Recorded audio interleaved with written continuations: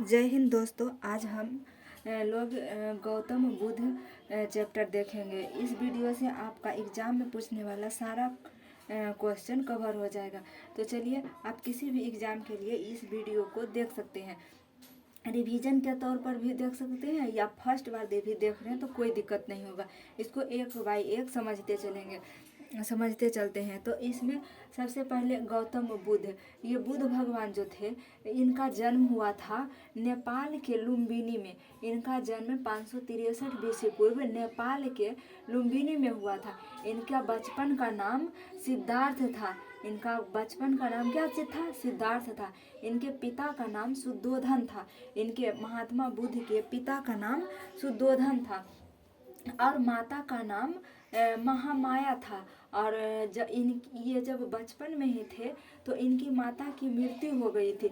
और मृत्यु होने के बाद इनकी मौसी, जिनका नाम था प्रजापति गौतमी मौसी थी, जो इनका लालन पालन करके बड़ा किया। क्योंकि महामाया की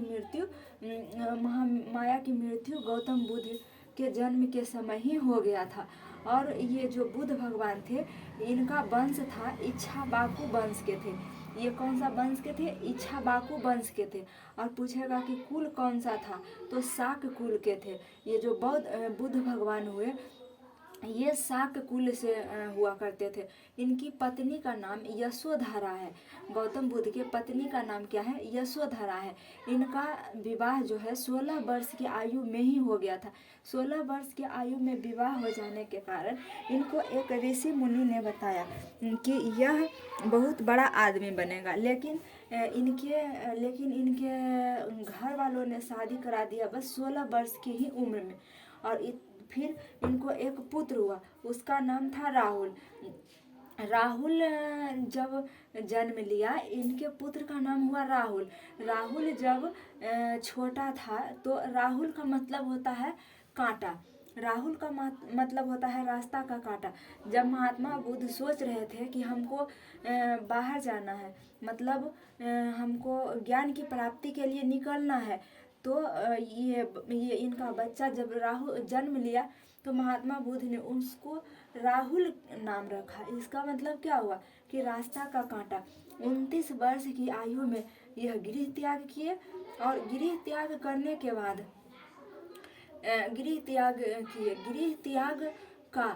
गृह त्याग को महाभिनिष्क्रमण कहा जाता है। गृह त्याग को क्या चीज कहा जाता है? महाभिनिष्क्रमण कहा जाता है। और इनके महात्मा बुद्ध के गुरु का नाम अलार कलाम था।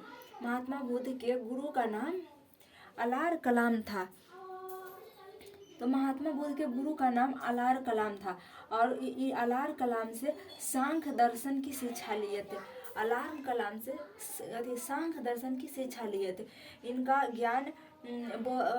ज्ञान की प्राप्ति बोध गया में हुआ था। बोध गया में हुआ था। और पीपल के पेड़ के नीचे हुआ था इनको ज्ञान की प्राप्ति। पीपल के पेड़ के नीचे ज्ञान की प्राप्ति हुआ था। और निरंजना नदी के तट पर इनको ज्ञान की प्राप्ति पीपल के वृक्ष के नीचे बोध गया में निरंजना नदी के किनारे हुआ था। निरंजना नदी को अभी वर्तमान में फल्गु नदी कहा जाता है। ये जो उपदेश देते थे वो पाली भाषा में देते थे। यह भाषा काफ़ी सरल था और लोगों को ज़्यादा आसान लगता था। इसलिए इनका धर्म जो है काफ़ी फेमस हुआ। और जैन धर्म का भाषा प्राकृत था, वो थोड़ा हार्ड भाषा था, इसलिए वो लोग को समझ में कम आता था, इसलिए वो कम विस्तार हुआ, कम तेजी से फैला। लेकिन ये पाली भाषा जो है लोगों को समझ में ज़्यादा आता था, इसलिए इस भाषा की वजह से बौद्ध धर्म को ज़्यादा विस्तार मिला। और इसमें जब बुद्ध भगवान ने अष्टांगिक मार्ग दिए। अष्टांगिक मार्ग को पर उसी को मोक्ष प्राप्त हो जाता है। जो अष्टांगिक मार्ग पर चलेगा उसको मोक्ष प्राप्त हो जाएगा। इसमें एक महात्मा बुद्ध के शिष्य था आनंद। वो बहुत प्रिय शिष्य था आनंद। उसी के कहने पर गौतम बुद्ध ने आम्रपाली, एक महिला थी, उसको भी संघ में आने का अनुमति दे दिया। ऐसे संघ में महिलाएं नहीं आती थी। आनंद को कहने पर गौतम बुद्ध ने आम्रपाली को संघ में शामिल कर लिया। गौतम बुद्ध का पहला उपदेश है, फर्स्ट उपदेश दिए थे सारनाथ में, उसको धर्म चक्र परिवर्तन कहा जाता है। धर्म चक्र परिवर्तन कहा जाता है। और सर्वाधिक उपदेश इन्होंने दिया था श्रावस्ती में। सर्वाधिक उपदेश कहाँ दिए थे? श्रावस्ती में। देखिए, स से सर्वाधिक होता है और स से श्रावस्ती होता है। तो सर्वाधिक उपदेश कहाँ दिए थे? श्रावस्ती में। प्रथम उपदेश कहाँ दिए थे? सारनाथ में दिए थे। यही सारनाथ में जो उपदेश दिए थे उसको धर्म चक्र परिवर्तन कहा जाता है। और अंतिम उपदेश दिए थे कुशीनगर में। अंतिम उपदेश कहाँ दिए थे? कुशीनगर में। कुशीनगर जो है ये यूपी में पड़ता है। यूपी के मल महाजन पद से संबंधित है। और इनकी मृत्यु, बुद्ध भगवान का मृत्यु 80 वर्ष की आयु में हो गया था। 483 ईस्वी पूर्व में कुशीनगर में हुआ था, जिसे महापरिनिर्वाण कहा जाता है। इनकी मृत्यु को महापरिनिर्वाण से सूचित किया जाता है। इनका जन्म का प्रतीक है कमल एवं साड़। महात्मा बुद्ध के जन्म का प्रतीक है कमल एवं साड़। गृह त्याग का प्रतीक है घोड़ा। गृह त्याग का प्रतीक है घोड़ा। इनको ज्ञान पीपल के वृक्ष के नीचे हुआ था, जो आज वर्तमान में उसको बोधि वृक्ष कहा जाता है। ये क्या? बोधि वृक्ष कहा जाता है। महापरिनिर्वाण, जब इनकी मृत्यु हुआ तो उसको महापरिनिर्वाण कहा जाता है। कोई महान व्यक्ति का मृत्यु होता है तो उसे महापरिनिर्वाण कहा जाता है। उसको संबोधित किया गया पद चिन्ह से। और आम आदमी को मृत्यु हुआ है उसको संबोधित स्तूप से करते हैं। और इनके मर जाने के बाद, मतलब इनको मरने के बाद, जैसे देख, इनको मरने के बाद चार ठो संगीतियाँ हुई। पहला संगीति, दूसरा संगीति, तीसरा संगीति और चौथा संगीति। संगीति याद करते उससे पहले एक बार शुरू से यहाँ से आप लोग पहले रिवीजन कीजिए। गौतम बुद्ध के बचपन का नाम क्या था? सिद्धार्थ था। इनके पिता का नाम शुद्धोधन था। 563 बीसी पूर्व में जन्म हुआ था लुम्बिनी में। लुम्बिनी कहाँ पड़ता है? नेपाल में। लुम्बिनी कहाँ है? नेपाल में है। नेपाल में। इनकी माता का नाम क्या था? महामाया। इनके माता का नाम महामाया। और फिर इनका लालन पालन कौन किए थे?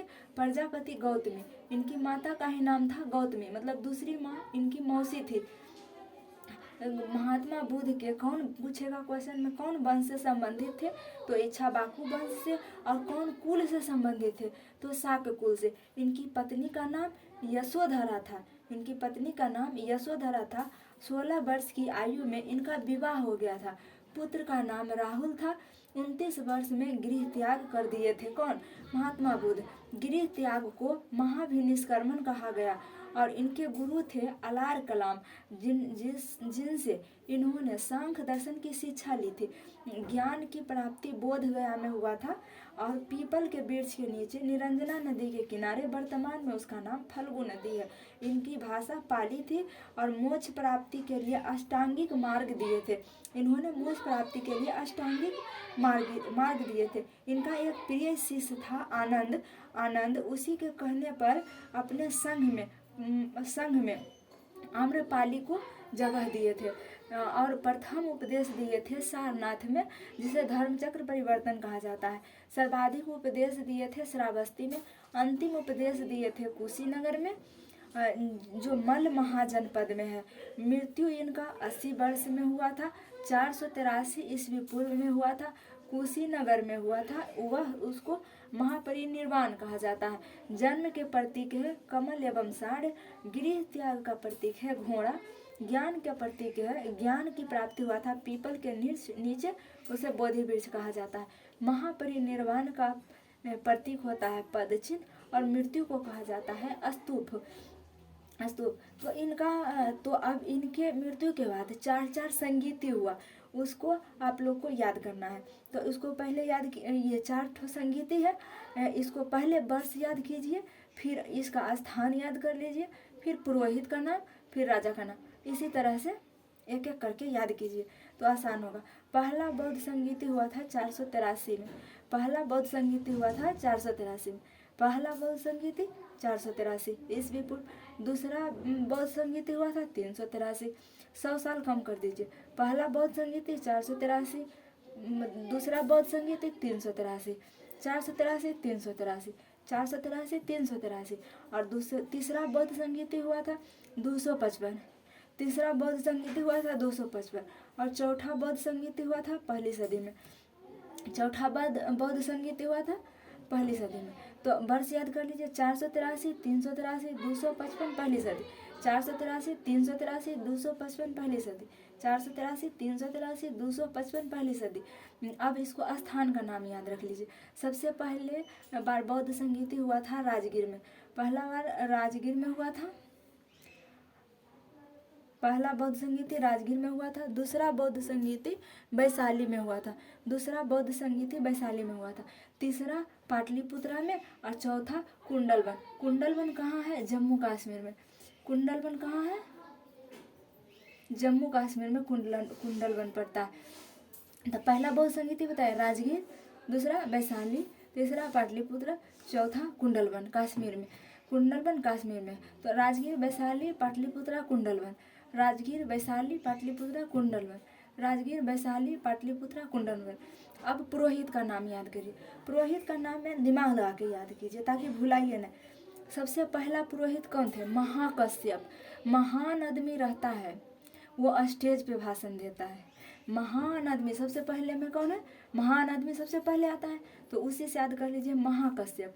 महाकश्यप आया जब स्टेज पर तो सभी आया सुनने के लिए, उनका भाषण सभी आया सुनने के लिए। तो पहला में महाकश्यप, दूसरा में सभी आया, इसका मतलब सावक मीर। पहला में महाकश्यप, दूसरा में सावक मीर और तीसरा में मोगलीपुतिस और चौथा में वसुमित्र। वसुमित्र जो है वसुमित्र और इसका उपाध्यक्ष एकमात्र चौथा ही संगीती है, इसका उपाध्यक्ष भी थे। यानी उपाध्यक्ष इसमें अश्वघोष है। इसमें उपाध्यक्ष कौन है? अश्वघोष। अश्वघोष बिहार के थे। और पुरोहित का नाम शुरू से बोलिए। महाकश्यप, सावक मीर, मोगलीपुतिस, वसुमित्र, अश्वघोष। महाकश्यप, सावक मीर, मोगलीपुतिस, वसुमित्र। महाकश्यप, सावक मीर, मोगलीपुतिस, वसुमित्र। महाकश्यप, सावक मीर, मोगलीपुतिस और वसुमित्र। वसुमित्र में ये अध्यक्ष थे। यही पुरोहित को ही अध्यक्ष कहा जाता था। पुरोहित को ही अध्यक्ष कहा जाता था। तो इसकी अध्यक्षता कर रहे थे वसुमित्र और उपाध्यक्ष थे अश्वघोष। उपाध्यक्ष कौन थे? अश्वघोष।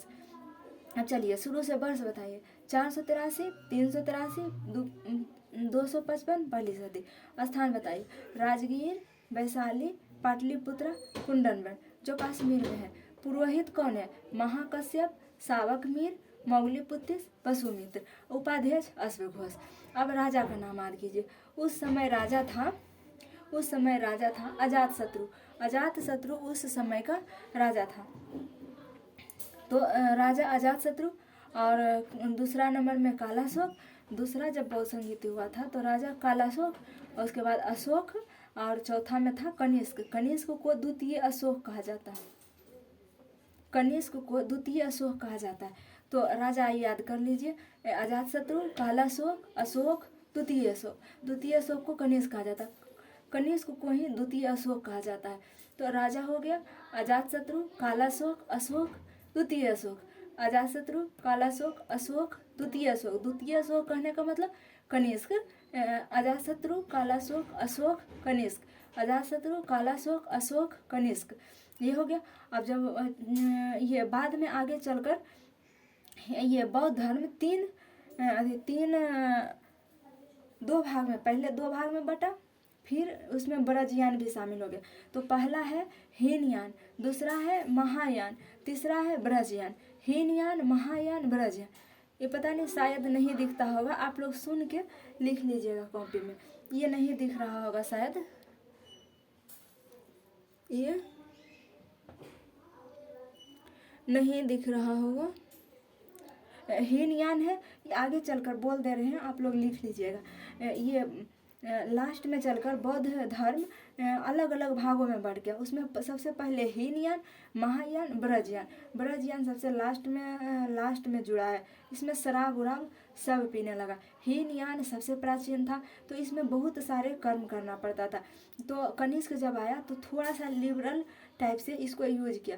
महायान शाखा बनाया और उसी को उन्होंने मानना शुरू कर लिया।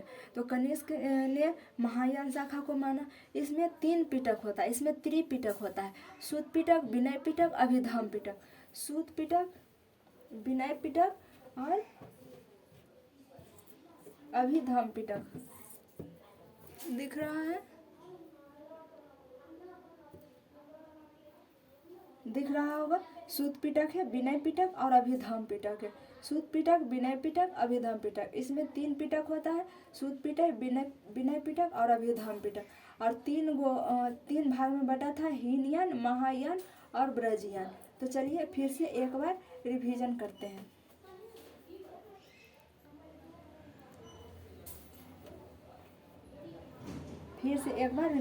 हैं। गौतम बुद्ध के बचपन का नाम गैजे था सिद्धार्थ। पिता का नाम सुद्धोधन।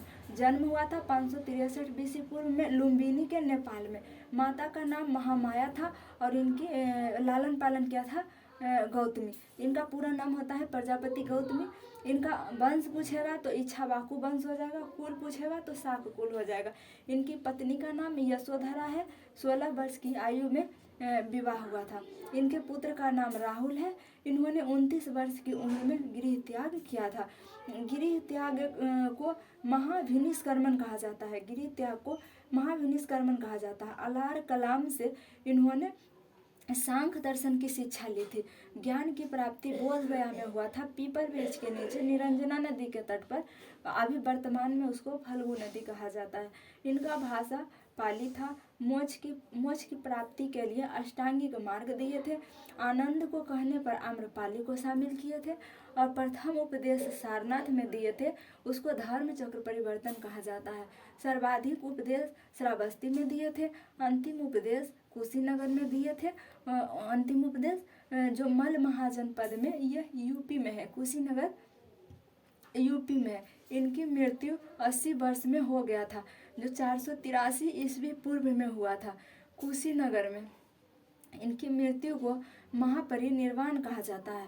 जन्म इनका जन्म कमल, इनके जन्म का प्रतीक है कमल एवं साढ़ और गृह त्याग का प्रतीक है घोड़ा।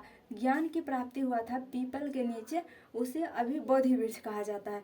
महापरिनिर्वाण का प्रतीक होता है पद चिन्ह और मृत्यु का प्रतीक होता है स्तूप। इनके मृत्यु के बाद 4 ठो संगीतियाँ हुई थी। पहला संगीति, दूसरा, तीसरा और चौथा। इसका पहले वर्ष बोलते हैं 483, 383, 255 पहली सदी।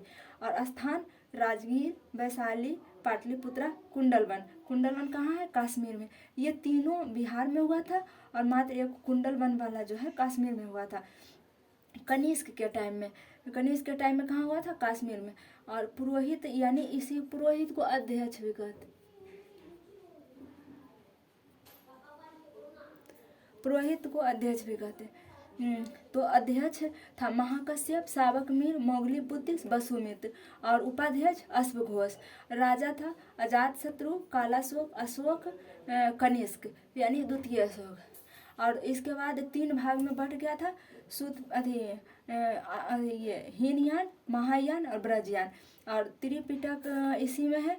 सूत पिटक, विनय पिटक, अभिधम पिटक। इनके 3 पिटक इन्हीं का दिया हुआ है। सूत पिटक, विनय पिटक और अभिधम पिटक। एक और होता है इनके ये बौद्ध धम्म संघ, त्रिरत्न भी इनका है। इनका त्रिरत्न भी है, जिसको बौद्ध धम्म संघ कहा जाता है। तो चलिए दोस्तों, आज के लिए इतना ही। मिलेंगे नेक्स्ट क्लास में। तब तक के लिए जय हिंद।